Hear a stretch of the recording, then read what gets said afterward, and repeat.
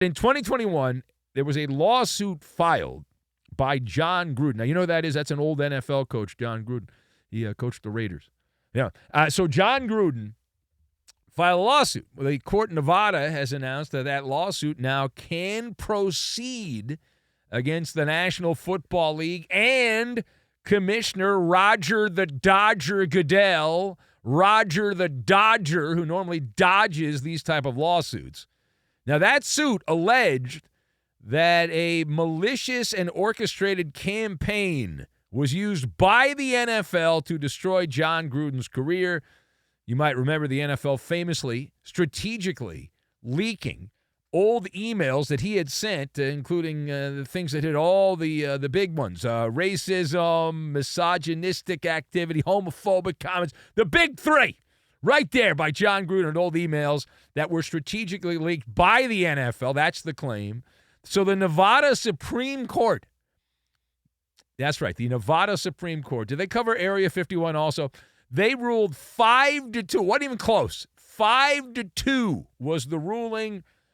And they said that the arbitration clause in the NFL Constitution is, let's just say, non-kosher. That's my term for it. But it does not apply to Jon Gruden, they claimed, as a former employee.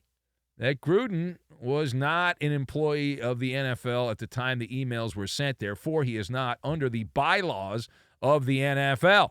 Now, Gruden, his lawyers reacted. The NFL, their lawyers, they declined comment on this particular ruling, did not comment. Jon Gruden's lawyers say that this will help, quote, hold the NFL accountable. Okay. So let us discuss the question for the esteemed panel. Jon Gruden, certainly this is a win. Whether he wins the final battle, this is a win at this point for Jon Gruden. He wins this round. Jon Gruden winning this round against the NFL in court. What are your thoughts on these latest developments? The Supreme Court of Nevada siding against the NFL and in favor of Jon Gruden. So I've got the Jenga Tower, Morgan Spurlock, and cosplay. And we will combine all of these things together and put a billboard up that says, "Who hurt you?"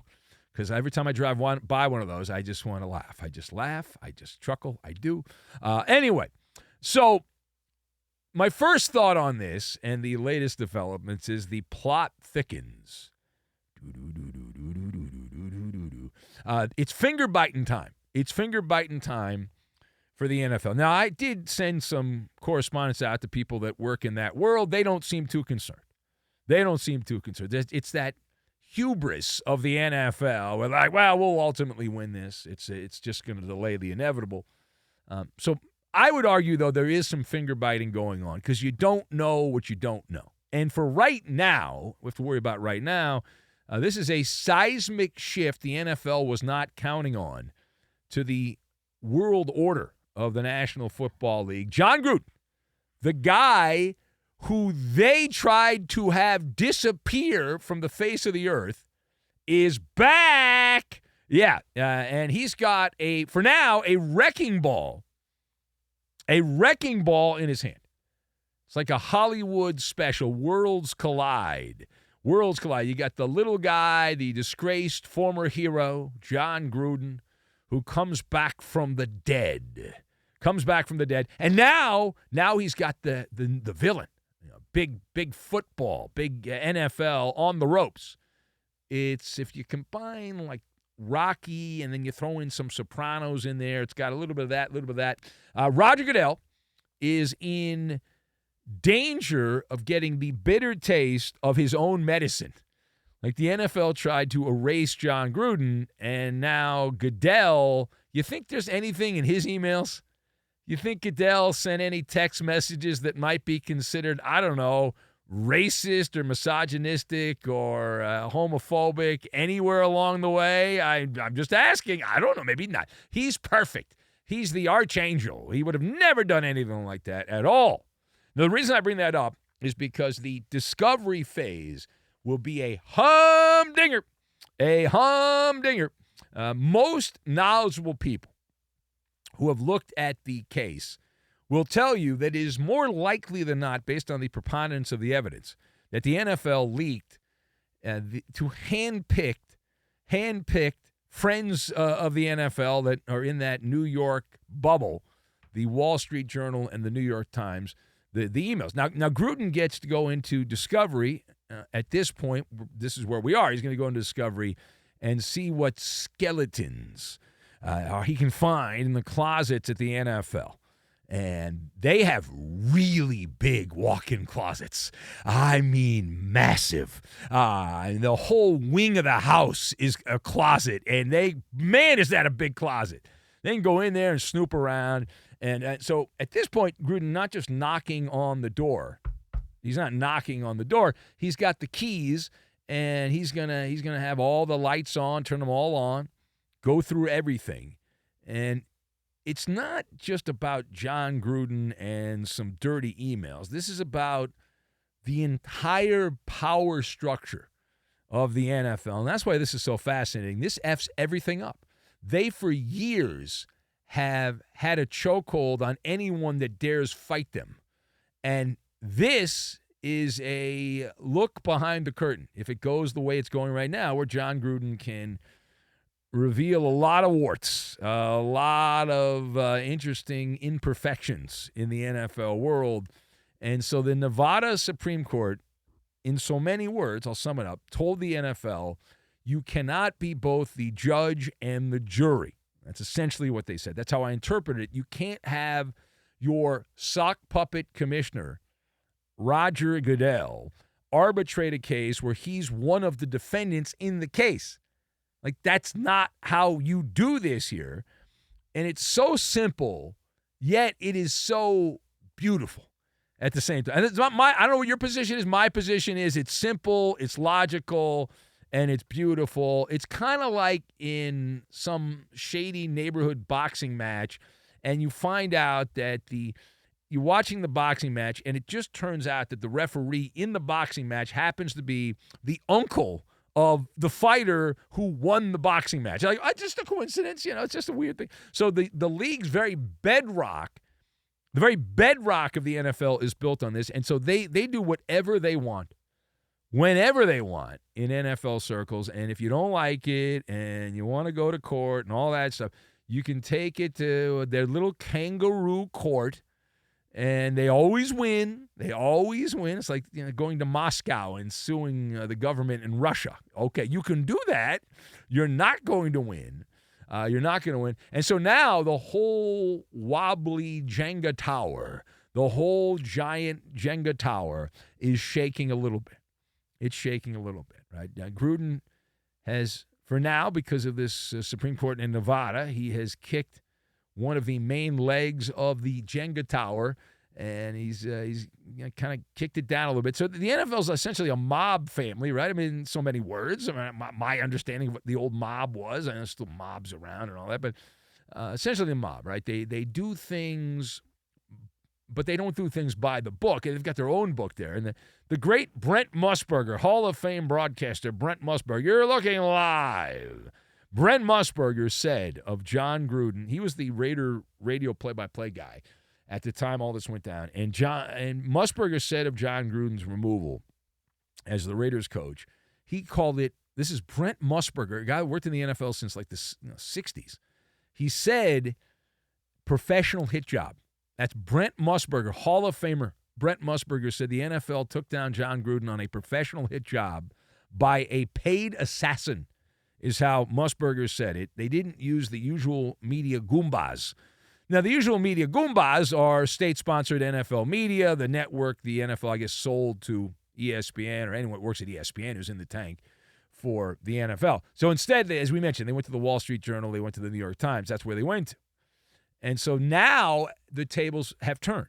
So they've turned, and the NFL peeps, we would imagine, are going to start singing like canaries, some of the people involved in this, if it gets to the discovery phase, because emails will get exposed and text messages, and they're going to try to do the old CYA, cover your ass, and that's what everyone does. Now, page 2. So where does the NFL go now to avoid publicly being pantsed publicly being pantsed by Jon Gruden in the discovery phase of a court case. So what does the NFL do here? So they have to get out the Manny and the Petty. They have to give the Manny and the Petty to SCOTUS. That is where this is going next. The NFL will file a formal appeal, which means lawyers will get some more money. They're on retainer anyway. So the NFL is going to file a formal petition, I guess not really appeal, but petition for appeal, which is an appeal, but it's a petition for appeal. So they're going to file a petition to the United States Supreme Court, the highest court in the land. And if the Supreme Court does not take the case, and they don't take most cases, all right, or if they do take the case and they rule in favor of Jon Gruden, meaning the NFL loses, loser, capital L, that means it is on like Donkey Kong. We're talking about the discovery phase. So, listen, the NFL, I mentioned I'd put some feelers out, and I got the early vibe I got was hubris. That's my word, that not their word, but there's an arrogance that they're going to win in the Supreme Court and all that stuff. The NFL's not stupid, all right? They're not smart, but they're not stupid, and they know that the discovery phase will be a bloodbath for them. And if we get there, and so they're going to try to cut it off at the pass if they have to. Now, they assume they're going to win because they'll just do what everyone does in these cases and massage some politicians, and that's how it goes. And then at the other side of it, the other option would be to work out-of-court settlement with Jon Gruden, a big bag of cash. I'm talking the late Morgan Spurlock and Super Size Me. I'm talking Jon Gruden's lawyers cooking up. What do you want, John? You want $30, $40, $50 million, whatever you want. The NFL's going to pay it. You know, it's a tax for the NFL. They'll pay it. And Gruden, you know, he had said, the quote that keeps coming up is he wants to burn the house down. So he's going to tell them to shove it. You would assume, right? I don't need your money. I got enough. Gruden's rich. He got paid way too much money to do bad television and all that. So he's got a lot of money. And so if it's not about the money, it's about your reputation. It's about the principle. And he was humiliated and all that stuff. And he wants his pound of flesh. And then what's the NFL going to do? He can't settle. Gruden cannot settle, right? He can't do that. The NFL made sure that he was radioactive. So what Gruden could do is make Roger Goodell radioactive. There is a scenario where Gruden, this lawsuit goes forward, Goodell ends up losing his job as the commissioner of the NFL. That there's definitely some skeletons there somewhere if you dig deep enough in those nice walk-in closets, and you can get rid of Roger Goodell. And so at this point, Jon Gruden's got the league by the balls. He's got them by the balls. And just like the man said, that famous quote, what do you do when you've got them by the balls? You squeeze and you keep squeezing until their hearts and minds follow. And there you go. You're on your way. Good luck on that. All right, now the last word on this. We'll put the baby to bed on this Jon Gruden story. We'll get your calls if you want to react to it and comments and all that. But last word here, what kind of a package dealio, what kind of a package deal could get Jon Gruden, who has said that he wants, and again, his quote was he wants to burn the house down. So what kind of package deal could get Jon Gruden to take a settlement from the NFL? As a distant relative of Nostradamus and friend of Nostradamus, he lives in Seattle. He doesn't really react to the show very much anymore. But I've done the investigative work. So we're talking about Roger Goodell doing some cosplay in this world. I believe in the multiverse. So in this part of the multiverse, there's some cosplay, and Roger Goodell, he dresses up as the old Hollywood star Marlon Brando from back in the day in The Godfather and says, I'm going to make him an offer he can't refuse. Jon Gruden, and it's about Gruden getting back in the game. The money's one thing. Gruden doesn't need the money. He's rich. He's made a lot of money for a long time, so he's financially set in that regard. In the multiverse, though, you get not only the cartoon-sized check for, say, $50 million. That's after taxes. After taxes, $50 million. You look around. You got Pete Carroll, who's beginning his first year with the team in Las Vegas, and he's the oldest coach in the NFL. He clearly has lost it. He brought Geno Smith in, who sucks, as the Raiders quarterback. So, and we like Pete. Pete's a nice guy and all that, Pollyanna Pete. However, Jon Gruden, what's the one thing he would love to have more than anything? The job that he had, that he thought he was going to have for another 7 or 8 years. He signed that 10-year contract to be the coach of the Raiders. So Jon Gruden, with that big, greasy smile on his face from ear to ear, Cheshire Cat smile, heads back to Sin City, coach of the Raiders. And Goodell can make it happen. He says, hey, listen, do us a solid here. Yeah, we'll give you the money. We'll get you the Raider coaching job. In fact, we'll get you whatever job you want in the NFL. What job do you want?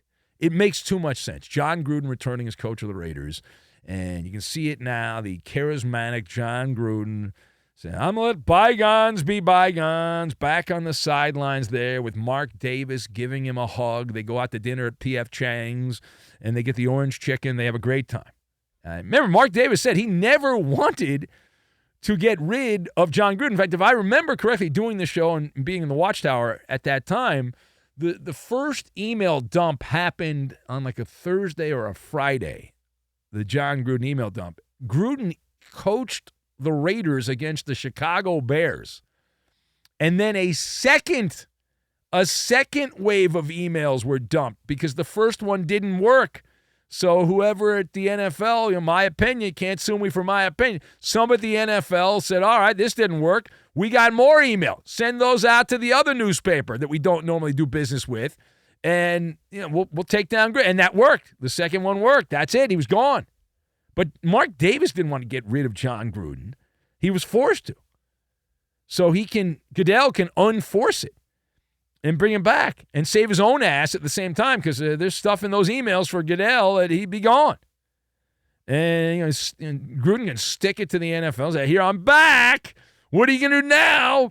I'm back. And, of course, I don't think it's a pipe dream. I don't believe it's a pipe dream. This is Jon Gruden's ultimate revenge. So either you tear down the entire league, get rid of Goodell and a bunch of other executives because you release the emails, or you take NFL money, $50 million, let's say, maybe it's more than that.